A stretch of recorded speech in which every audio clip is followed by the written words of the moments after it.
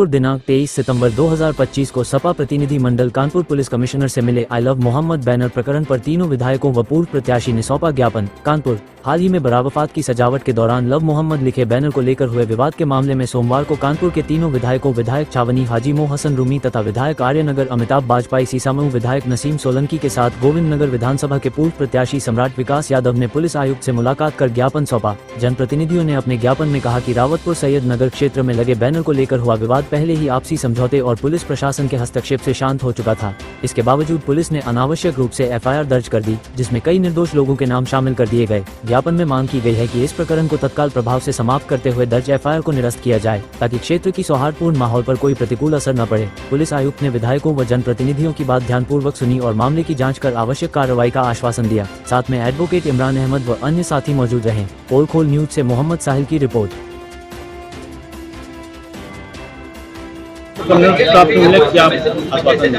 एक रावतपुर में एक मुकदमा लिखा गया बरावफात को लेकर, उसके 5 दिन बाद जो झूठे तथ्यों पर आधारित है, ऐसी भाषा लिखी गई जिस भाषा को लेकर लोगों में रोष फैला।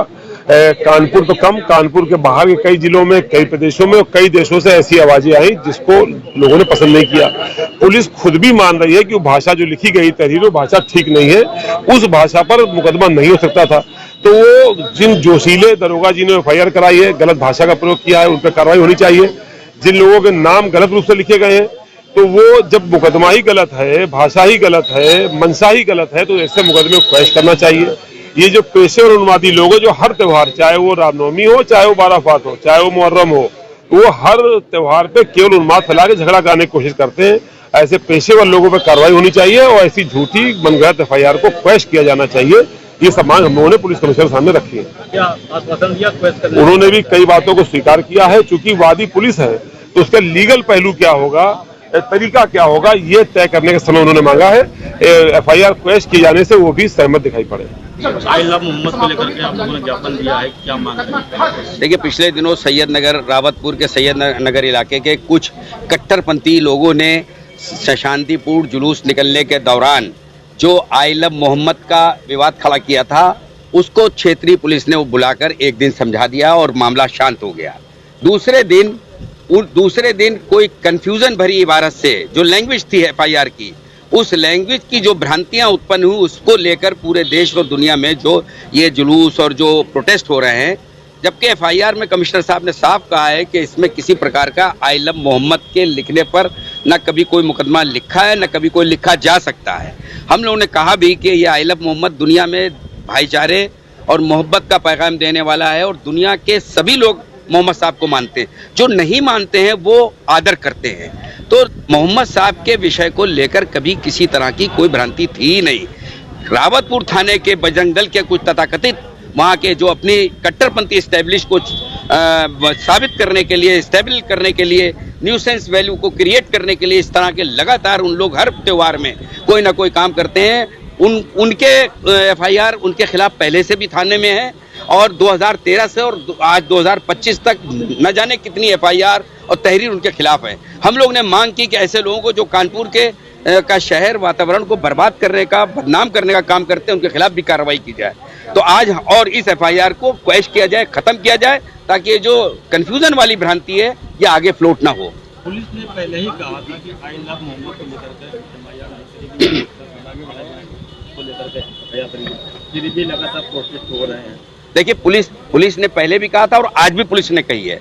आज 4 तारीख से और आज तक के 23 तारीख हो गई है, लगातार जो भ्रांति फैलाने वाली ताकतें हैं। चूंकि एफआईआर की जो आप वो पढ़ेंगे, इबारत पढ़ेंगे, उसमें पहले दिन का जिक्र किया, उसमें आई लव मोहम्मद का नाम उस पहले दिन की घटना को लेकर उसमें इंगित किया गया और उसी को आगे दूसरे दिन की घटना को जोड़ दिया गया।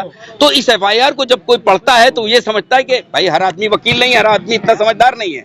आई लव मोहम्मद की पहले दिन की इबारत को लेकर, जो पहले दिन की तहरीर को लेकर जो क्षेत्रीय थाना पुलिस है, उनके या तो एक्स्ट्रा मतलब कुछ ज्यादा करने की चाहत, उन्होंने नंबर बढ़ाने के लिए कुछ किया हो या उन्होंने कंफ्यूजन में किया हो, ये सारा उसी वजह से ये विवाद की जड़ बना है।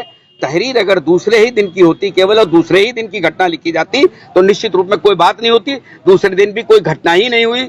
जो गाड़ी नंबर से ट्रेस किया गया, जिन एफआईआर में जिन लोग का नाम दिया गया, उन लोग वहां पे थे नहीं, उनकी कोई मौजूदगी नहीं थी। हमने कहा जांच करा लीजिए, अगर उसमें कोई एविडेंस नहीं मिल रहा तो इसको समाप्त करिए, और समाप्त करके इस विवाद का पटाक्षेप इसी वजह से, अब पटाक्षेप जब ही होगा जब आप इसको समाप्त करेंगे। क्या कहा है कि कमिश्नर साहब ने कहा मैं इसकी जांच, हाँ कमिश्नर साहब से हमने लिखित में मांग की है, उन्होंने कहा मैं इसकी जांच कराऊंगा गहनता से, और इसमें जो सच्चाई होगी उस सच्चाई पर मैं काम करूंगा। ये मामला इतना ज्यादा तूल पकड़ गया है कि कानपुर के बाहर पूरे प्रदेश में प्रोटेस्ट हो रहे हैं, तो आपको क्या लगता है कि इस मामले को लेकर के अपने लोगों को आप समझाएंगे? देखिए मैंने आपसे बताया कि मैं being a Kanpur Muslim leader, मेरे पास दूसरे प्रदेशों से लगातार टेलीफोन आए, मैंने उनको ये बात जो आपसे बता रहा हूँ उनको मोटिवेट किया, उनसे बताया कि आइलम मोहम्मद पे कोई FIR न थी और न कभी हो सकती है।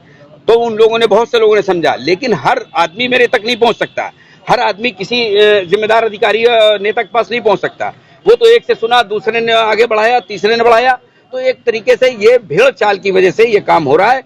और जो हमारे प्रदेश और देश के लिए ये कानपुर से उठी हुई न्यूज है, ये इसलिए आज हम लोगों ने सोचा, कमिश्नर साहब से 2-3 दिन से टाइम मांग रहे थे तो बिजी थे वो, आज टाइम मिला कमिश्नर साहब से। इससे पहले JCP साहब से मेरी बात हुई थी, DCP साहब से बात हुई, DCP साहब ने मुझसे कहा कि आइलम जो बात उन्होंने कही वही कमिश्नर साहब कह रहे हैं। लिहाजा आज हम लोगों ने मजबूती से इस बात को कहा कि इस FIR को जांच करा के इसको, जो दोषी उनके खिलाफ कार्रवाई करें, जो दोषी नहीं है उनको इससे पृथक करें।